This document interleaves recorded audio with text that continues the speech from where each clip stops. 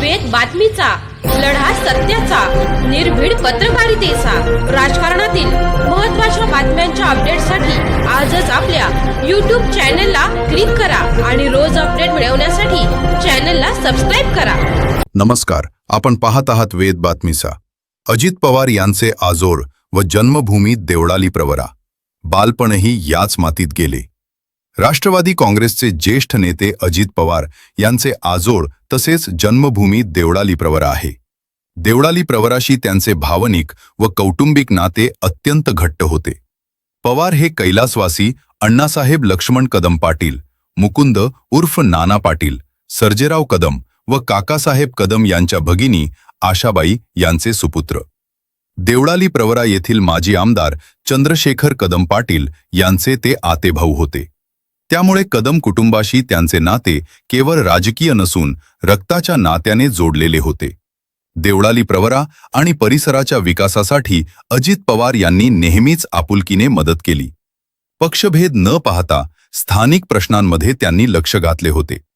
विशेष म्हणजे अवघ्या 3 महिन्यांपूर्वीच अजित पवार यांनी खास देवळाली प्रवरा येथे येऊन कदम कुटुंबियांची भेट घेतली होती. तीच भेट अखेरची ठरल्याने परिसरात हळहळ व्यक्त होत आहे. अजित पवार यांच्या निधनाच्या वृत्तानं देवळाली प्रवरा शहरात शोककळा पसरली असून नागरिकांमधून तीव्र दुःख व्यक्त केले जात आहे. वेद बातमीचासाठी रफिक शेख व राजेंद्र उंडे, देवळाली प्रवरा. आपल्या राज्याचे लाडके मुख्यमंत्री अजितदादा पवार यांचं आज आकस्मिक विमान दुर्घटनेत निधन झालेलं आहे. या त्यांच्या जाण्यामुळे प्रचंड संपूर्ण महाराष्ट्रावर प्रचंड प्रमाणात शोककळा पसरलेली आहे. अजितदादांचं देवळाली प्रवरा शहराशी एक आगळं वेगळं नातं होतं. त्यांचा आजोळ या देवळाली प्रवरा शहरात आहे. त्यांचा जन्मही या ठिकाणी आपण पाहतो, या वाड्यामध्ये स्वर्गीय बळवंतराव कदम यांच्या तत्कालीन वाड्यामध्ये झालेला आहे. या वाड्यामध्येच त्यांच्या बालपणीच्या, या वडाच्या झाडाखाली त्यांच्या बालपणीच्या आठवणी आजही ताज्या आहेत. ते नेहमी देवळाली प्रवरा येथे विविध कारणाने आपल्या नातेवाईकांना भेटण्यासाठी येत होते आणि आजोळ असल्यामुळे देवळाली प्रवरा शहराशी त्यांची एक वेगळी बांधिलकी होती. देवळाली प्रवरा शहरासाठी निधी देताना ते कुठल्याही पक्षात असले, कुठल्याही खात्याचे मंत्री असले तरी त्यांनी निधीची कमतरता कधी कमी पडू दिली नाही. त्यांनी या ठिकाणी आपलं बालपण पूर्णपणे या ठिकाणी गेलेलं आहे. त्यांचं बालपण, त्यामुळे त्यांच्या गोट्या खेळण्याच्या आठवणी असतील, पोहण्याच्या आठवणी असतील किंवा क्रिकेट खेळण्याच्या आठवणी असतील, विट्टीदांडू खेळण्याच्या आठवणी असतात, त्यांच्या सवंगड्यांनी आज ताज्या करून या ठिकाणी दिलेल्या आहे. देवळाली प्रवरा शहरामध्ये हे वृत्त येताच एक प्रकारे या संपूर्ण शहरावर शोककळा. साधारण 6 महिन्यापूर्वी अजित पवार देवळाली प्रवरा शहरात आले होते आणि दादांची ती भेट या शहराला शेवटची भेट ठरली. आपले मामे भाऊ चंद्रशेखर कदम यांचं ऑपरेशन झाल्यानंतर त्यांना भेटण्याच्या निमित्ताने ते या देवळाली प्रवरा शहरात आले. समोर चंद्रशेखर कदम यांचं निवासस्थान आहे. त्या ठिकाणी झालेल्या छोटेखानी मेळाव्यामध्ये त्यांनी देवळालीकरांना एक छानसा उपदेश केला आणि या भेटीचं वैशिष्ट्य असं होतं त्यांचं की या चंद्रशेखर कदमांच्या समवेत अर्धा तास चर्चा झाल्यानंतर त्यांनी आपले सगळे मामे भाऊ पुतणे यांच्याशी स्वतंत्र चर्चा केल्या. त्यात प्रामुख्याने स्वर्गीय काकासाहेब कदम यांच्या या पाठीमागे दिसणाऱ्या निवासस्थानी त्यांचे काकासाहेबांचे सुपुत्र अमित पाटील, शैलेंद्र पाटील यांच्याशी अर्धा तास गप्पा गोष्टी केल्या. त्यानंतर आपल्या अजित पाटील कदम, प्रदीप कदम, किशोर कदम यांच्याही स्वतंत्र बैठका घेऊन त्यांच्या प्रत्येकाच्या घरी जाऊन भेट दिली, विचारपूस केली. त्याचप्रमाणे नानासाहेब पाटील कदम यांचे चिरंजीव अशोक कदम, सुनील पाटील कदम या दोन्ही भावांच्या घरी स्वतंत्रपणे जाऊन त्यांच्याशी दिलखुलासपणे गप्पा अडीअडचणी समजावून घेतल्या. कदाचित त्यांना काय कळून आलं होतं की काय ही शेवटची भेट आहे, म्हणून त्यांनी सर्व पुतण्यांशी, मामे भावांशी, स्वतंत्र मामींशी आपल्या गप्पा गोष्टी करून. जन्म 1900 जन्म 1959 साली देवळालीमध्ये झालेला आहे.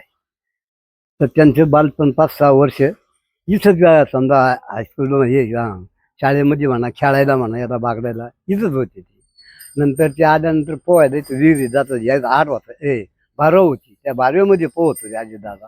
आणि नंतर तिथून गेल्यानंतर खेळायला वेगळा आहे, चिंचा आंबे बिंबे चिंचा होत्या, ते पाडायचे, खायची रीती सगळी. हो, अण्णा घेऊन येत होते त्यांना, म्हणजे इतक्यापर्यंत. नंतर ते पुढं मोठे झाल्यानंतर गेले तिकडं कॉलेजला म्हणा, बारामतीला म्हणा, कुठं तरी. आणि त्यांचं शिक्षण तिकडं झाल्यानंतर ते पुढं आमदार झाले सगळे. त्यांनी आमच्या गावासाठी पद्धतशीर सगळ्या सुखसोयी केलेल्या. पाण्याचं काम लई चांगलं केलं आहे का.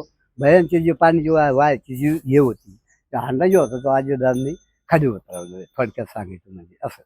शिवाय त्या चारीमुळे आमची त्या टायमाला आपला काळही चांगला होता पाण्याचा आमचा. पण मागून इकडं पाणी बिनी झाले, मग त्यांनी ती डायरेक्ट पाईपलाईन अजितदादांनी आणली, असं आहे.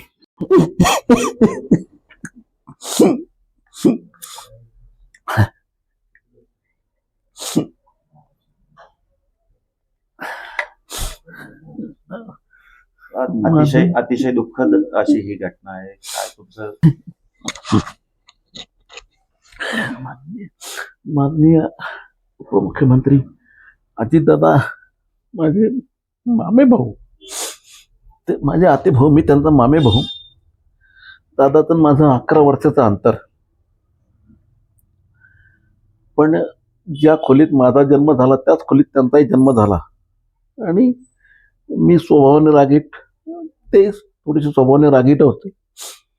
पण तशा अर्थानं एक अत्यंत कार्यतत्पर आणि कुशल असं संघटक हा उपमुख्यमंत्री या नात्यानं आपल्या महाराष्ट्राला मिळाला होता.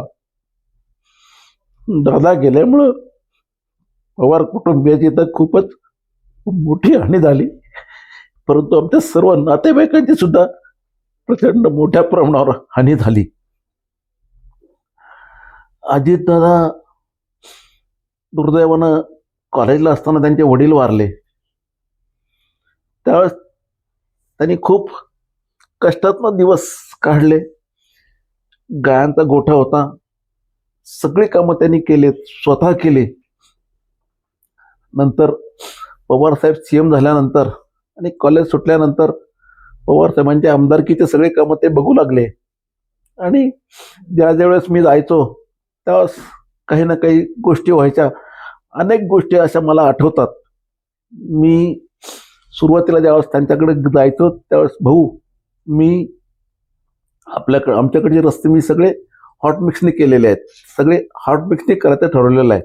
कारण हॉट मिक्सने जर केले तर त्याला लेवल येते, आपण जर हाताने मॅन्युअली केले तर त्याला लेवल राहत नाही. म्हणून मी सगळे त्यावेळेस हॉट मिक्स हा प्लॅन नवीनच निघालं होतं, ते तंत्रज्ञान. आणि त्याचं खूप ॲडव्हान्स टेक्निक त्यांना नेहमी अवगत करून घ्यायचं आणि त्या पद्धतीने काम करण्याची सवय होती. तद्वतच एकदा असंच बसलो आम्ही गप्पा मारत. भाऊ त्यावेळेस तर ते खासदारही नव्हते आणि आमदारही नव्हते. भाऊ बारामतीला मी सगळे VIP रेस्ट हाऊस घेतलेले आहेत, बनून घ्यायचं ठरलेलं. नाही तर काय व्हायचं, अधिकारी आले मोठे आणि आपण त्यांना भेटायला गेलो तर रात्री त्यांना VIP गेस्ट हाऊस नाही म्हणून मग पुण्याला मुक्कामाला जायची घाई असायची. आणि म्हणून मी सगळे ठरवलंय आणि सगळे VIP गेस्ट हाऊस सगळ्या खात्याचे, इरिगेशन असेल, B&C असेल, वन खातं असेल, या सगळ्यांचे VIP रेस्ट हाऊस इथं करून घेतले की जेणेकरून त्या ठिकाणी मोठे अधिकारी आले का आपण त्यांच्याशी चर्चा केली. संध्याकाळी त्यांना गप्पा मारायला बसलो, जेवण झाल्यानंतर निवांतपणे गप्पा मारल्या की मग पुढच्या ॲडव्हान्स काय आहे चाललंय शासनामध्ये ते आपल्याला कळतं. आणि त्याप्रमाणे मग आपण आपल्या पुढच्या आपल्या या दृष्टीने, आपल्या गावच्या दृष्टीने, आपल्या तालुक्याच्या दृष्टीने, आपल्या बारामतीच्या दृष्टीने काय आपल्याला करता येईल त्या प्रमाणात आपल्याला योजना आखता येतात. आणि अत्यंत दूरदर्शी असा हा नेता होता. या निमित्तानं सांगितलंय, कार्यतत्पर आणि कार्यकुशल असं त्यांचं काम होतं. आणि खरं म्हणजे माझ्या आमदारकीच्या काळामध्ये सुद्धा माझ्या आमदारकीचा कार्यकाल जो बहरलाय तो केवळ अजितदादांच्यामुळे बहरला असं म्हटलं तर वावगं ठरू नये. मी माझ्या देवळालीचे जे जे कामं त्यांच्याकडे घेऊन गेलो त्यांनी कोणत्याही माझ्या देवळालीच्या कामाला कधीच नाही म्हटलं नाही. किंबहुना मी दादांना भेटलो की दादा तेवढं ते सांगा, माझं काम झालं पाहिजे. मला आज आठवतं सगळेजण नाव काढतात की देवळालीची पाणीपुरवठा योजना अत्यंत चांगल्या पद्धतीने चाललेली आहे. 17 कोटी 60 लाख रुपयाची योजना मला 11 कोटी लागत होते. दादांच्या बालपणीच्या काय आठवणी आहे त्याचं इथे येणं? खरं तर 6 महिन्यापूर्वीच दादा इथे आले होते. कसं त्यांचं बालपण गेलं आणि देवळालीशी कसा त्यांचा घरोबा राहिला? काय दादा त्यांचा मेळावा होता म्हणून इथे आले होते आणि माझं नुकतंच त्यावेळेस ऑपरेशन झालं आणि दादांना थोडंसं उशिरा कळल्यामुळे मी पुण्यात असूनही दादांना भेटता आलं नाही. दादांना उशिरा कळल्यामुळे त्यांची माझी भेट होऊ शकली नाही. तर बारामतीचे आपल्या राहुरीला जो मेळावा घेतला त्यांनी, त्यात मेळाव्यात त्यांनी जाहीर केलं की माझ्या मोठ्या भावाचं ऑपरेशन झालंय, मला त्याला भेटता नाही आलं आणि म्हणून तुम्ही आता कोणी देवळालीला येऊ नका, मी आता त्या माझ्या मोठ्या भावाला भेटायला जाणार आहे आणि भेटून नंतर परत जाणार आहे, आपण कोणी माझ्याबरोबर येऊ नका. आणि सातत्यानं म्हणजे मला आठवतंय तर त्यांनी सांगून ठेवलेलं असायचं, एक तर बारामती आणि देवळाली अशा 2 ठिकाणी त्यांनी त्यांचे सगळे PA किंवा जे बॉडीगार्ड आहेत त्या सगळ्यांना सांगून ठेवलं होतं की बा तुम्ही बारामतीला असताना पण दादांच्या बरोबर कोणी बॉडीगार्ड समोर दिसायचे नाही त्यांच्या. तसंच इथे पण देवळालीला होतं. देवळालीला बॉडीगार्ड आजूबाजूला असायचे पण त्या समोर कोणी दिसायचं नाही किंवा जवळ कोणी थांबायचं नाही. त्यांनी सांगून ठेवलं होतं देवळाली माझा आजोळ आहे, मी सगळ्यांना या ठिकाणी ओळखतो, ते सगळे मला ओळखतात, त्यामुळे इथे मला काहीच भीती नाही आहे. देवळालीच्या सगळ्या गल्लीबोळा मला माहीत आहे आणि या निमित्तानं त्यावेळेस मामांचं गाव म्हणजे पूर्वी मामांच्याबद्दल खूप आत्मीयता होती, प्रेम होतं आणि म्हणून आमचे खरं म्हणजे वडील 4 भाऊ आणि 4 बहिणी. त्यावेळेस आम्ही सगळेजण उन्हाळ्याच्या सुट्टी असेल, दिवाळीची सुट्टी असेल, मोठ्या सुट्ट्या असायच्या, त्या सगळ्या सुट्ट्यामध्ये देवळालीला यायचे सगळेच आमचे मामे भाऊ आणि आमचे आत्ते भाऊ, हे सगळे आम्ही एकत्र मिळून खूप दंगा करायचो, खूप मजा करायचो. विट्टी दांडू खेळणं, लगोरी खेळणं, सूरपारंब्या खेळणं हे खेळ असायचे आमचे आणि सगळेजण आम्ही एकत्र खेळायचो आणि प्रचंड तशा तर सुट्टी म्हणजे आमचा धिंगाणा असायचा.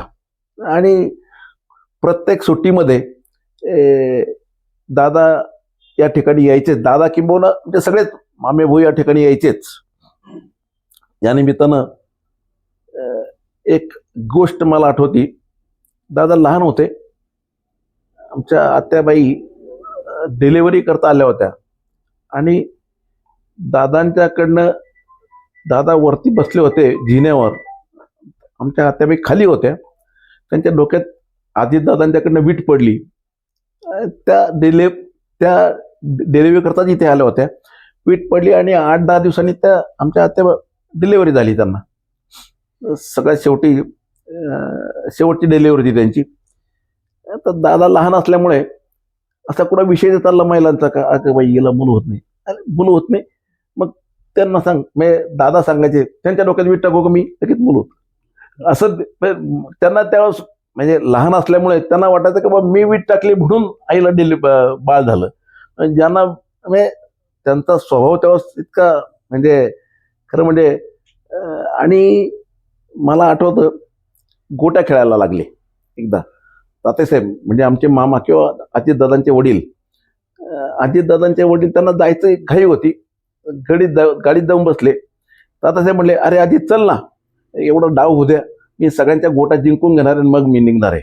त्यामुळे तात्यासाहेबांना त्यावेळेस तिथे किंवा त्यांच्या वडिलांना त्यावेळेस तिथे अर्धा तास थांबावं लागलं आणि दादांनी सगळ्यांच्या गोट्या जिंकल्या आणि नंतर मग ते वडिलांच्या बरोबर बारामतीला गेले.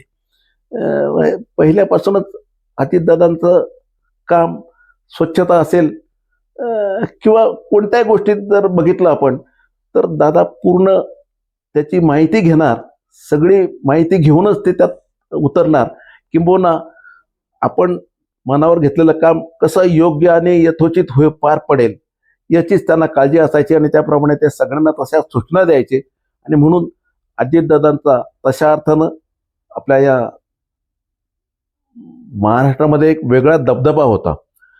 त्यांनी सांगितलेलं काम सगळे अधिकारी अत्यंत उत्कृष्टपणे करायचे आणि त्याचाच परिणाम म्हणून आपण बघतोय आज अजितदादांचे इतकं धाडसी, कर्तृत्ववान तशा अर्थानं नेतृत्व नाही असं म्हटलं तर वावगं ठरू नये. दुर्दैवानं ते आज आपल्यातनं गेले.